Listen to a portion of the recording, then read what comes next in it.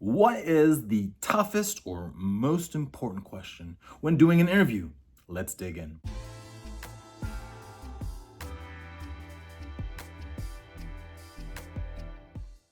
Hi, I am Pastor Ron Gale. I am a pastor of many years who loves offering wisdom and insight to other pastors who have questions about ministry.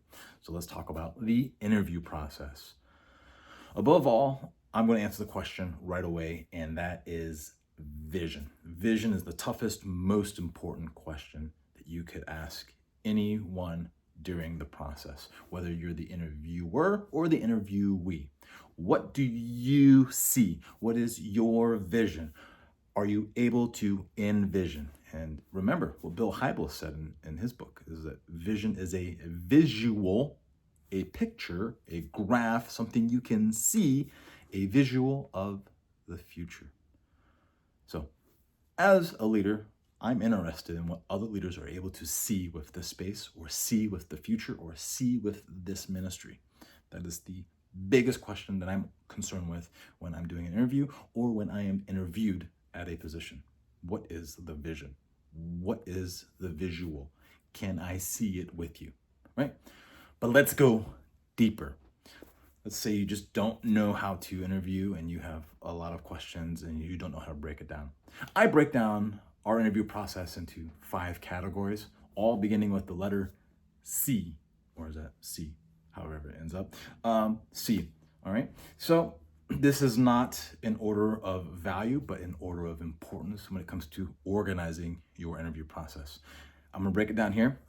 We have the checks, we have the culture, we have the character, we have the chemistry, and lastly, competency. And we're gonna start with the least important one, not because it's not valued, but because we're going to save time throughout the entire process for effectiveness and efficiency, so that this interview process is smooth and sweet and simple. Yeah, I'm gonna put checks right away because that's fast, that's simple, and it's sweet. And what you're doing is you're checking for qualifications, you're checking for education, you're checking for clearances, you're checking for the requirements that your organization requires of you to fill this role. If your organization requires any Joe Schmo to come in and do the job, are you a Joe Schmo? Check. However, if you're in a larger organization that has some protocols and they're like, we need you to have 2 years of experience, we need you to have a degree from a Bible college, we need you to have this, and this, you're gonna be like, check, check, check, check, check, and your job is done. Now we go to number 2, which is culture. This is very much identifying that their way of doing ministry, their culture of doing ministry, their life as they know now, can it fit into our way, our life, our culture? For example, if you live in Texas and your church is really big and lots of people and everything is hot all the time and you're all about fishing for big fish and doing the Texan life, you move to north to some small church in Ohio where everything is a little bit smaller and not Texan and not big and not hot. Man, that's a cultural shock.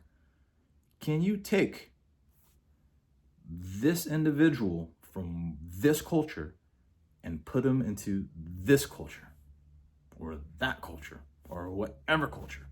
Will it work? That's what you're trying to assess. If both of you feel like, yeah, we're good with this, let's go, check. We'll go to the next one. Number 3, which is character. I put character right dab in the middle. Yes, in the scheme of value and spiritual elements, you're going to want a strong character for a pastor. However, remember, this video is about the organizational process. Character can be faked. Period.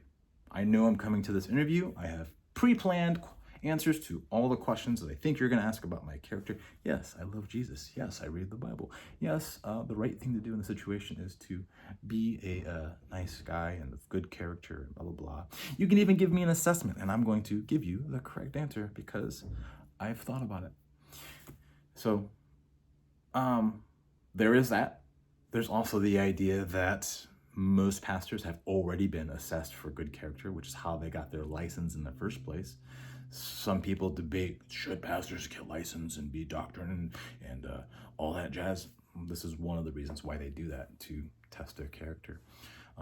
You can even go so far to say that character needs to come through a relationship, and to be able to see that, we don't have time for that. This is an interview process. So if this really matters to you and you like, hey, we got to get character fast, I recommend taking them fishing. Yeah. Or go play basketball with them. Or golf. Golf is a really good one. There's no quicker way than finding someone's character when they line breaks, fish gone, and they drop the F-bomb. No. So you're going to find character real fast when they're least expecting you to watch it. Put them in an environment where you can watch it outside of ministry. Other than that, I am pretty fast about it. I'm going to give them the benefit of the doubt, trusting that they have been given the license to preach and be a pastor, and it's for a good reason. But then I still have two more. I still have this issue of chemistry and competency. So I have a little bit of time to look for nonverbals and look for things that might be contradicting to their character. So let's go into that. Number 4 is their chemistry.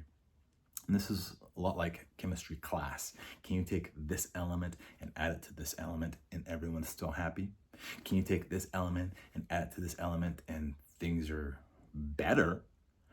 Or the worst case scenario is you take this element, add it to that element, and you have a really crazy reaction. That is important when you look at personality, locus of control, all these different types of assessments. Ultimately, when you take this player and throw them on a team of other players, is everyone happy and willing to work together? And this is a simple question too, is, hey, do you like our team? Good. Team, do we like this individual? Can we work together? Boom, nailed it. So then we go to the last one, which is competency. Competency is the most, I put it last so that you can give the rest of the interview all the attention.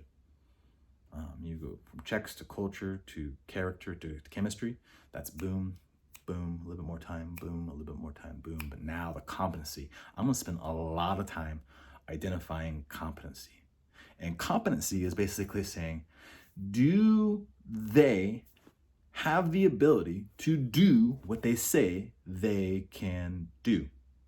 The resume here says that they can read a Bible. Can you, in fact, read a Bible? Can you, in fact, preach? Oh, guitar. Do you even own a guitar?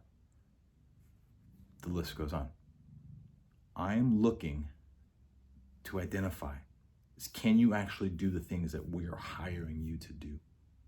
And not even just that, because the reality is that individual that we're talking to can probably do it, plus 5 other people can probably do it. So then I'm like, of what's on the list here, can you do more?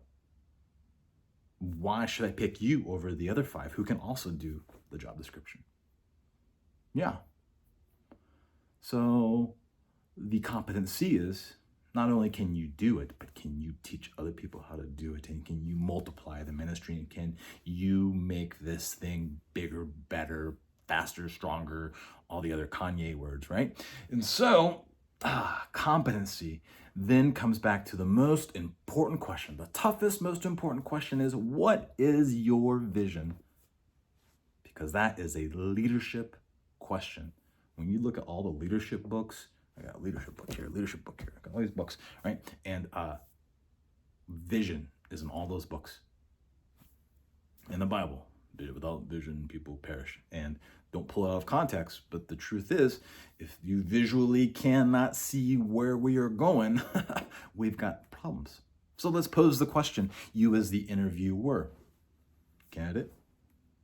I'm showing you the space. I like that you are qualified. I like that you fit on the team. I like that you have good character. I like that we like you.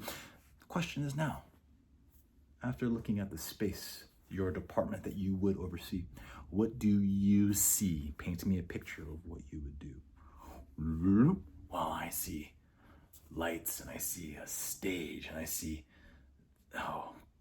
puppets, and I see an opportunity to do this and that. I see people at the altar, and I see,